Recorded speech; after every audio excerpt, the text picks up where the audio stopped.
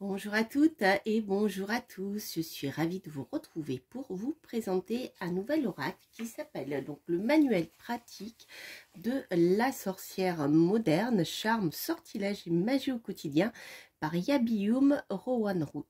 Voilà. Donc c'est un livre que j'ai reçu des éditions Exergue et que je suis très contente de vous présenter parce que je le trouve bien sympathique. Je trouve que c'est un petit livre de magie pour comprendre un peu aussi comment fonctionne la magie naturelle, je dirais, puisqu'on l'appelle comme ça maintenant.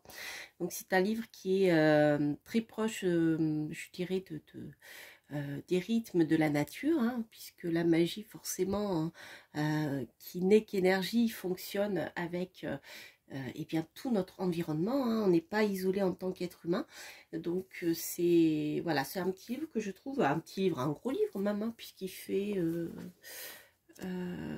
300, 308 pages, 307 pages, voilà.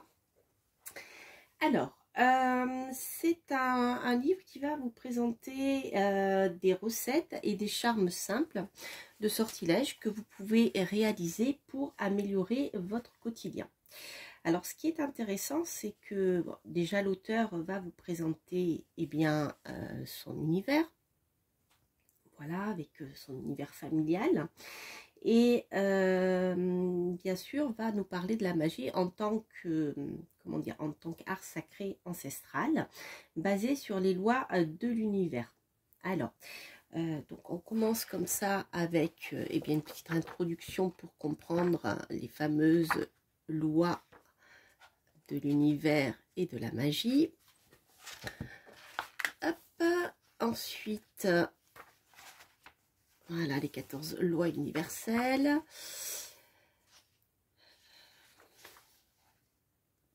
Hop, il n'y a que la loi des correspondances, moi, qui me perturbe au niveau de la définition, mais ça, c'est pas très important. Voilà. Ensuite, donc vous avez des protocoles expliqués de préparation de rituels, d'ancrage, de centrage. Alors ça fait partie des exercices qui sont très, très importants. Voilà. Lorsque vous voulez commencer à travailler avec les énergies, etc., ou même tout travail lié avec l'ésotérisme, ce sont des exercices qui sont très importants. Voilà. Alors ensuite, l'auteur aborde des phases de la Lune, donc sur lesquelles elle va s'appuyer, par exemple, pour vous expliquer un certain nombre de choses sur le plan de la magie. Donc on va détailler tout ça. Alors il y a juste deux petites choses que je voulais dire sur le sujet, c'est que la lune noire, en fait, la lune noire, c'est pas la nouvelle lune, il y a quelque chose qui a été, comment dire, qui a évolué au fil du temps, et en fait, voilà, mais ça c'est pas très grave, mais je vais faire une petite vidéo pour vous expliquer tout ça sur ma chaîne YouTube, où vous verrez. Et la lune vide de course, alors la lune vide de course n'est pas un cycle, ne fait pas partie du cycle lunaire. En fait, la lune vide de course, c'est lorsqu'une planète ne forme pas d'aspect avant de quitter le signe qu'elle occupe. Que je vois que l'auteur a simplifié les choses, alors elle a peut-être mal expliqué, elle dit c'est le moment où la lune change de signe, non, c'est pas tout à fait exact. C'est-à-dire que la lune vide de course, c'est lorsque la lune ne formera aucun aspect avant d'avoir quitté le signe qu'elle occupe. Voilà. Mais bon, elle donne une définition après pour expliquer un peu plus ce que c'est. Alors, je pense que voilà, c'est juste peut-être mal exprimé. Ceci n'est pas très grave, mais je voulais le dire parce que moi, en tant qu'astrologue, ça, voilà, ça me fait tiquer. Voilà, tout simplement. Alors, ensuite, vous avez donc plein de choses super intéressantes, justement en lien avec les cycles lunaires. Donc par exemple, pour faire un vœu de la nouvelle lune, créer un chèque d'abondance, comment créer son eau de lune, la divination en pleine lune. Il y a plein de petites choses comme ça, vous voyez, sur des rituels adaptés, je dirais, à la situation. Rompre avec une habitude malsaine, etc., etc. Donc chaque fois vous avez un rituel avec tout le matériel nécessaire, le protocole qui est adapté, et chaque fois vous avez une petite prière Ou après vous pouvez aussi créer votre comment dire, prière. Donc c'est très intéressant, je trouve, parce que vous voyez déjà, en fonction des cycles lunaires, ça vous permet de comprendre bien comment fonctionne la magie. C'est-à-dire, voilà, lorsque vous voulez accroître quelque chose, il vous faut travailler en lune croissante. Et lorsque vous voulez plutôt vous débarrasser de quelque chose, ça sera en lune décroissante. Donc tout ceci, je trouve, c'est bien expliqué d'entrée avec les cycles lunaires. Donc on retrouve le chèque d'abondance, comment fabriquer son eau de lune, nettoyer des cristaux. Je regarde mes notes parce que j'avais voilà, noté plein de choses qui m'avaient parlé. Attirer un nouvel emploi, rompre avec une habitude malsaine, etc., etc. Donc ensuite, on va retrouver toute la symbolique des couleurs.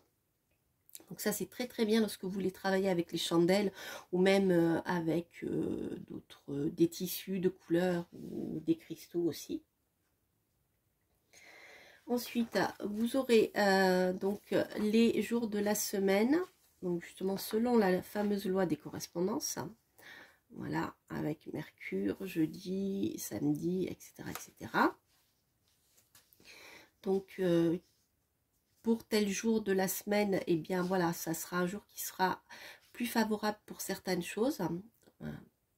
Puisque chaque jour de la semaine, bien sûr, vous le savez maintenant, vous qui me suivez, est lié à une planète. Donc, par exemple, mercredi pour Mercure. Donc, vous avez, voilà, plein de petites choses comme ça.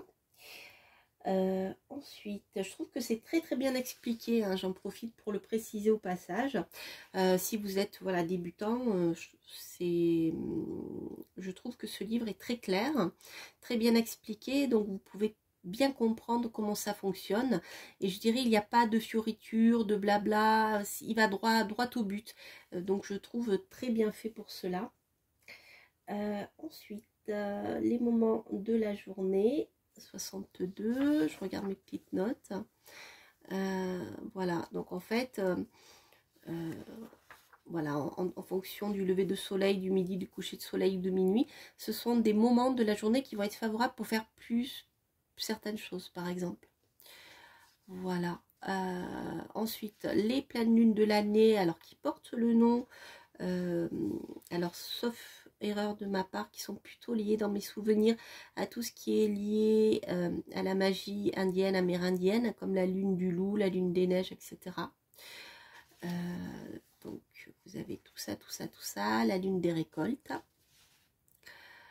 Les couleurs donc résumées ici pour les correspondances magiques. Alors on retrouve également des encens à base de plantes. Voilà. Donc là, vous avez des petits, voilà, en fonction des thèmes, vous avez eh bien, les couleurs à utiliser, les jours, etc. etc. Ensuite, alors, là, c'est un chapitre qui est intéressant, je trouve, pour les petites routines magiques quotidiennes, des astuces de sorcière pour vous aider à, comme vous faites des exercices d'ancrage, à créer une sorte de rituel qui est le vôtre, qui vous permet de vous mettre en résonance avec l'univers, en fait, hein, tout simplement. Voilà. Donc ça, c'est très intéressant. Le soir, le matin. Donc chaque fois, vous voyez, vous avez ici des petits, on appelle ça des petites prières, en fait, hein. Ou ce ne sont pas des prières, ce sont des exercices d'affirmation, voilà, pour attirer des choses positives à soi. Ensuite, à partir donc de la page 79, là vous allez rentrer directement dans le dur du sujet avec donc les rituels. Voilà. Donc ici vous allez apprendre à faire plein de choses. Donc là, par exemple, je suis tombée par hasard sur l'huile apaisante pour ma maison, à chaque fois avec l'affirmation, la recette, le matériel, le protocole, l'affirmation et des petites astuces à chaque fois. Voilà. Alors moi, par exemple, j'avais noté bénédiction de l'arbre parce que j'aime bien ça. Bénédiction de la douche aussi pour, voilà, comment visualiser une douche qui vous nettoie, qui vous purifie. La bouteille petit tracas, la bouteille protection de la maison. Vous voyez, on est dans des, voilà, des petits rituels qui sont très simples, mais très efficaces. Voilà, c'est des petites choses traditionnelles. Et après, voilà, vous êtes libre de créer aussi votre... Une fois que vous avez compris le fonctionnement, vous êtes libre de créer vos propres rituels. Alors, il y a deux petits chapitres. Un sur le petit peuple. Donc, comment rentrer en connexion avec le petit peuple, mais surtout lié au fait de la maison. Et dans le jardin aussi. Voilà. C'est sympa. J'aime bien. Ensuite, vous avez également une approche des runes qui est succincte, mais pour aborder, je dirais, le côté plutôt magique et divinatoire. Mais comment dire, c'est une introduction. Donc vous avez ici, vous voyez, la division de l'alphabet Fusark, qui est l'alphabet runique, qui est divisé en 3 parties avec eh bien, des significations importantes. Par exemple, le premier, c'est la création, le chaos, le rétablissement de l'ordre du cosmos. Le deuxième, les forces perturbatrices de l'ordre grâce auxquelles se produisent les grands changements qui mènent à l'évolution. Et ensuite, la troisième et dernière partie, le destin et la condition de l'homme. Donc là, l'auteur vous a mis quelques mots-clés. Voilà, mais c'est pas, je dirais, la partie runique n'est pas détaillée, hein, c'est vraiment une introduction. Alors ensuite, toute cette partie-là, la roue de l'année, les saisons est très intéressante. Donc là, vous allez apprendre en tant qu'apprentie sorcière à vivre avec le rythme de la nature et les différents sabbats. Voilà. Donc chaque fois, par exemple, vous avez des petits conseils pour vous aider à vivre positivement certaines périodes. Je pense par exemple à Samhain, qui est une période qui est très j'allais dire perturbante pour certains et au contraire très riche pour d'autres. Donc elle va vous donner des petits conseils. Si par exemple vous avez tendance à déprimer, donc pendant la période, Samhain correspond grosso modo à la période de la Toussaint, parce que ça a été transformé, hein, les rituels païens ont été repris et transformés par pouvoir religieux en place de l'époque, mais bon, c'est cette période-là où c'est une période où le voile entre le monde des vivants et des morts devient plus fin, donc où justement on peut rentrer en contact plus facilement avec nos défunts. Donc il y a des petits conseils comme ça pour vivre au mieux cette période, parce que le soleil baisse et en fonction de nos humeurs, hein, dans le sens humoral, hein, de base, eh bien voilà, certaines personnes vont avoir tendance à plutôt déprimer, etc. C'est une période que j'adore et c'est là où j'ai le plus finalement de patates et d'énergie à revendre pendant la période de Samhain. Donc pour chaque sabbat, vous allez retrouver une histoire. Voilà. Donc les 8 sabbats, par exemple. Je vais reprendre Samhain. Là, j'ai Yule. Donc voilà, des choses toutes simples à réaliser pour un automne radieux. Comment vous connecter à l'énergie saisonnière. Les parfums, les plantes que vous pouvez utiliser. Et là, donc voilà, des petites choses simples, enfin plusieurs petites choses simples, hein, qui peuvent vous aider à profiter au maximum de cette période. Donc vous avez la même chose pour chaque sabbat. Et à chaque fois, vous avez une petite histoire. Voilà.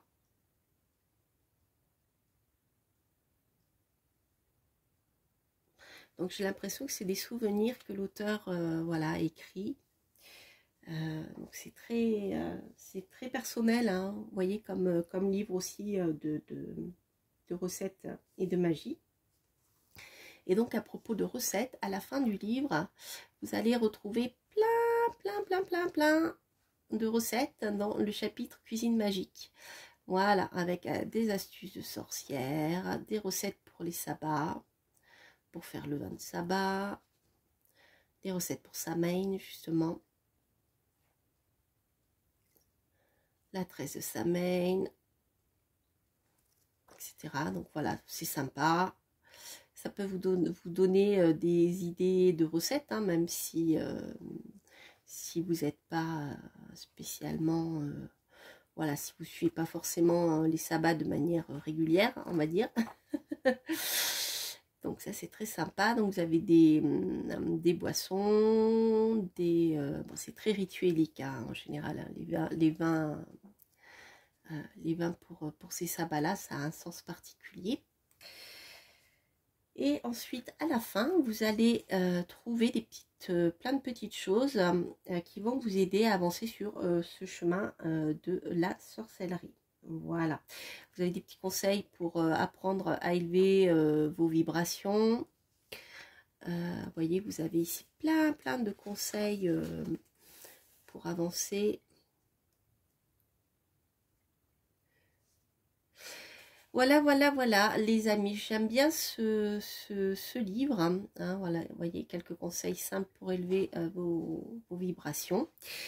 Donc, c'est un livre que moi, j'ai bien aimé découvrir, parce que, comme je vous le disais, je le trouve particulièrement adapté aux débutants, parce qu'il est très bien expliqué, et comme je vous l'ai dit, il n'y a pas de blabla inutile, il va directement à l'essentiel. Avec des recettes pratiques, des rituels pratiques, et vraiment je trouve que voilà, pour un livre, c'est un livre pour débutants qui est très bien. Alors qu'est-ce que je voulais vous dire d'autre? Ah oui, aussi ce que j'ai bien aimé, bien sûr, comme bien sûr c'est un manuel de magie. Il a, je trouve, une approche très constructive de nos liens avec la nature, et ça, voilà, c'est quelque chose que j'ai beaucoup aimé dans ce livre. Voilà les amis, donc il s'agit du manuel pratique de la sorcière moderne, charme, sortilège et magie au quotidien, par Yabium Rowan Root, aux éditions, que je ne me trompe pas, Exergue, hein, c'est bien ça, c'est ce que je vous avais dit, c'est ça. Voilà, comme je suis un peu fatiguée. Voilà les amis, je vous embrasse, j'espère que cette vidéo vous aura plu. N'hésitez pas à liker, à vous abonner si vous passez par là, et à commenter si vous aimez cet ouvrage. Je vous embrasse, portez-vous bien, bye bye.